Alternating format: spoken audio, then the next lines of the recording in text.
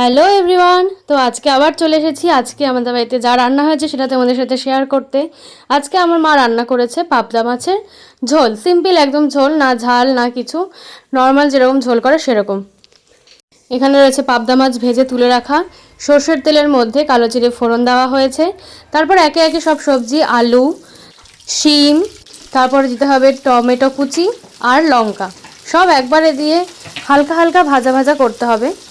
তারপর একে একে সব মশলা, পরিমাণ মতন নুন, পরিমাণ মতন হলুদ গুঁড়ো, পরিমাণ মতন জিরে গুঁড়ো, আর পড়ে যাবে পরিমাণ মতন কাশ্মীরি লঙ্কার গুঁড়ো, শুধুমাত্র কালারের জন্য।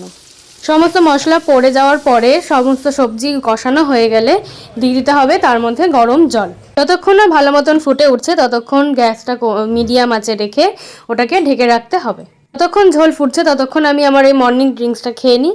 এই মর্নিং ড্রিঙ্কসের ভিডিওটা না তোমাদের সঙ্গে পরে একদিন শেয়ার করব। দেখো এবার এখানে ঝোল ফুটে উঠেছে। ঝোল ফুটে উঠলে তার মধ্যে একে একে মাছগুলো দিয়ে দেবো।